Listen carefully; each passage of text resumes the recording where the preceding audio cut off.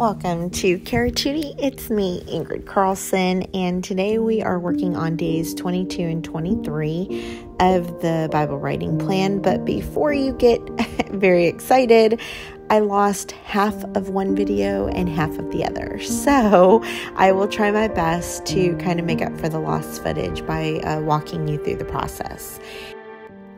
The first thing that I did here was take a piece of pattern paper that is, I think it's got like different, like kind of a collage on it, but it reminds me of old paper or like either an old ledger or something like that.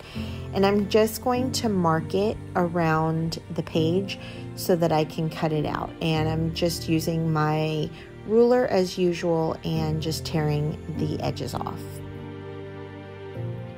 I know that they sell specific rulers that make more of a torn edge, but to be honest with you, any ruler will work well and it gives you just a slight jagged edge, which I like. Then you can always, like you're going to see me do later on, take your fingers and just rough the edges up or use a tool like I use as well. But you don't need extra instruments. And I have them because I've been collecting them for years. But honestly, like instead of that little making memories tool that I have, you can definitely just use the edge of your scissors, which you guys have seen me use in the past. And there it is. And I think I've had that thing for like 20 years, if not more. So anyways, I just found it the other day and thought, well, I'll just use it. It makes a mess, but it is quick. I don't even know that they sell them anymore. But anyways, like I said, you can still definitely use the edge of your scissor.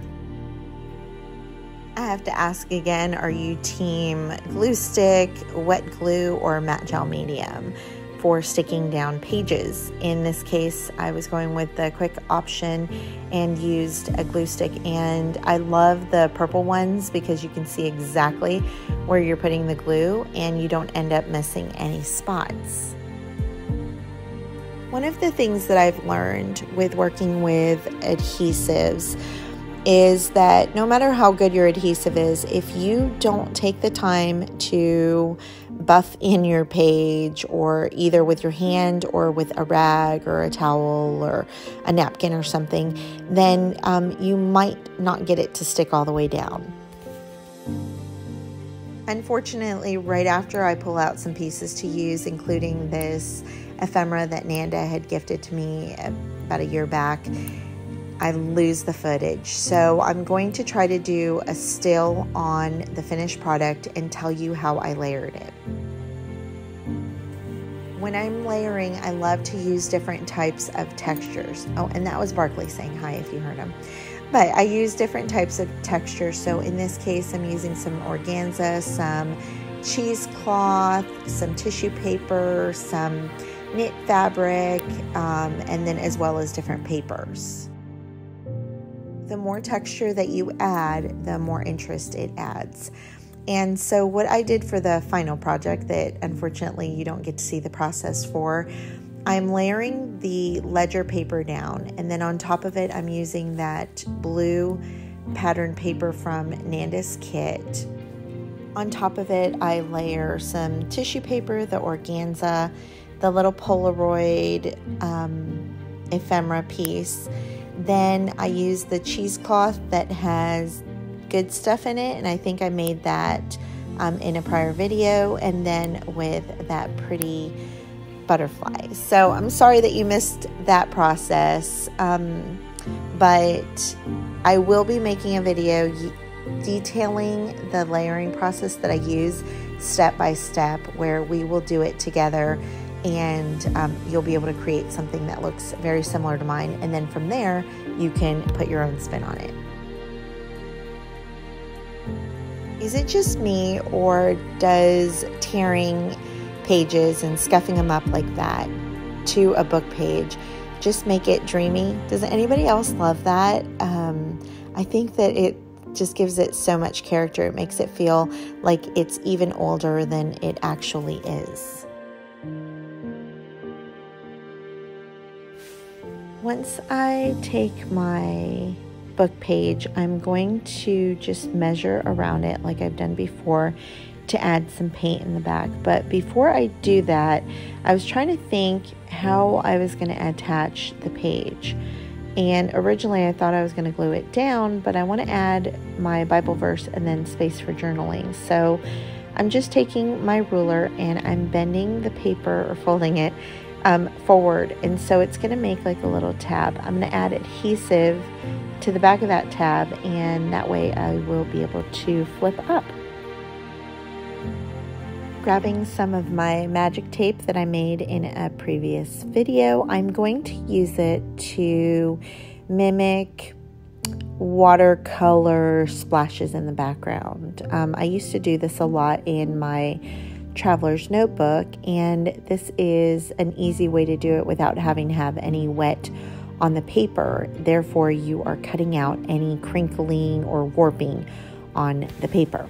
If you haven't tried out the magic tape, I think that you need to try it. That's if you're good with using alcohol inks, of course. I was scared of them for a long time, so I completely understand, but I love them now.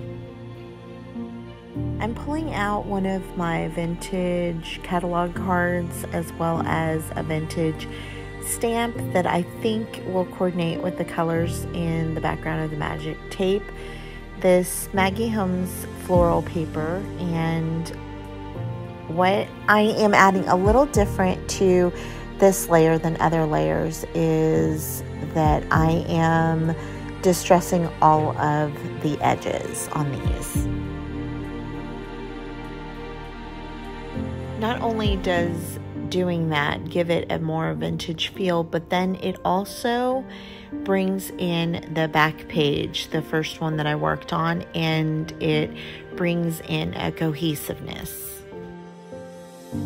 I knew that the colors coordinated, but when I was playing around with it, there was just something off about it. And so I added this lace printable, and I used this in maybe one, maybe two other pages, and it adds the lace look without having to add the bulk of the actual fabric, which I will be adding in a moment.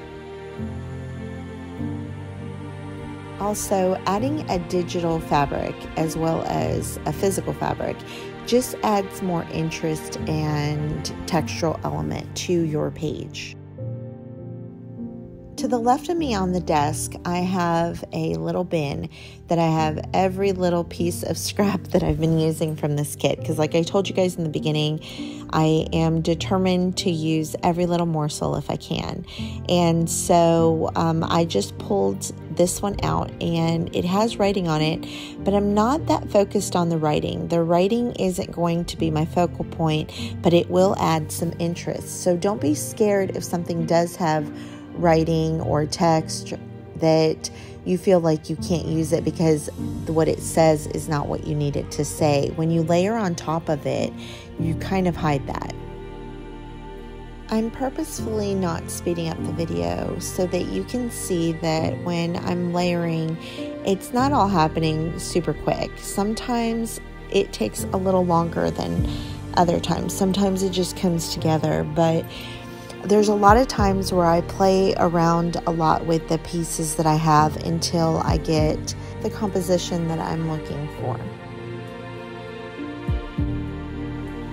When I used to sew a lot, this was one of my absolute favorite fabrics, and when I saw it in my scrap pile, I knew that I wanted to use it in this album.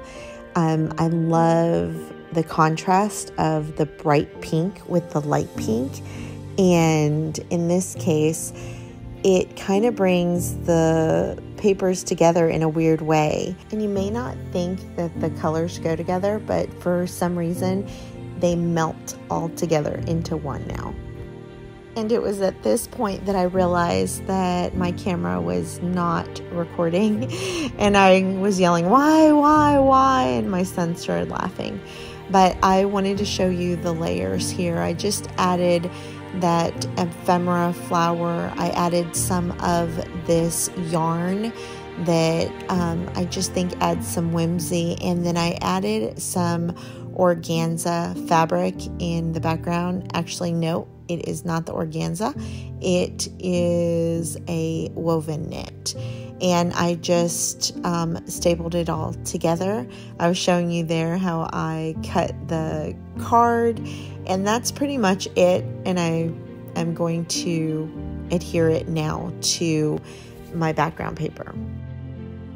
Before I do that, I want to add some blue to tie in the blue from the left-hand side, and I'm using this like sky blue, and as I am putting it down on the page, it is a little brighter in real life. On camera it doesn't look as bright, but it's a little brighter in real life, and so I'm going to end up adding like a very light blue. It's almost a white on top of it, and you can see it there. When I layer it, you can see, I don't know if it's the yellow of the paper, but it definitely is not the right blue. So I'm going to layer this light blue on top of it, and I'm gonna let some of the dark blue peek through, and then towards the middle, I remembered that I was doing that folded part on the top of my cluster. That way I could flip it up and add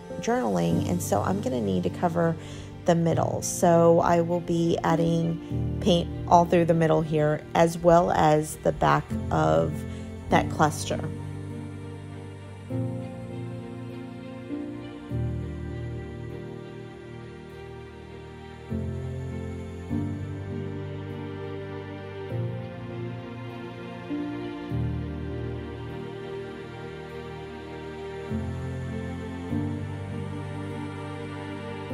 Because of the video, you're not seeing the dry time, but I definitely suggest that, especially if you're laying a painted surface on top of another painted surface, that you make sure that they are dried completely. If not, they will stick.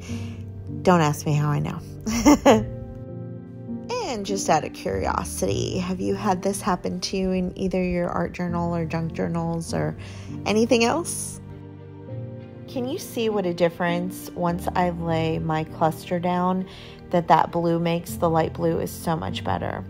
And then also when I'm playing with this, I realized that I kind of liked it better the other way, and if I could have, I would have done the cluster on the top, but then my floral would have been upside down. So oh well, that's a note for next time. I noticed that a lot of my clusters have been the bottom right, and it would have been nice to have had it on the top left. That way it would balance out the page on the left.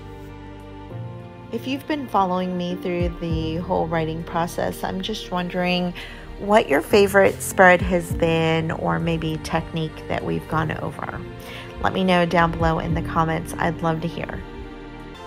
When Nanda first gave us the writing plan, she asked us each to choose a verse that was in the plan by day, and that would be our day. And so this was the verse that I chose in my day, which was 1 Corinthians 15:57, which reads, "But thanks be to God, which giveth us the victory through our Lord Jesus Christ." And if you're not following me on Instagram, go follow me. I talk a little bit more about this, but this verse spoke to me because I believe that a lot of times we believe lies about ourselves, even that we're not good enough to do this, that, or anything, and that it's just that, it's lies. Through Jesus, we have victory. We have victory of life after death, and we have victory in everyday things. In the world we live in today, it's hard to remember that. It's hard to remember that we are worthy, that we are loved, but I am here to tell you today that you are both of those things. And I thank you so much for even joining me. It means the world to see your comments down below, more than I could ever say, I promise. And I hope to be back tomorrow. We are going to be a little bit behind, but we will finish the writing plan out. And until then,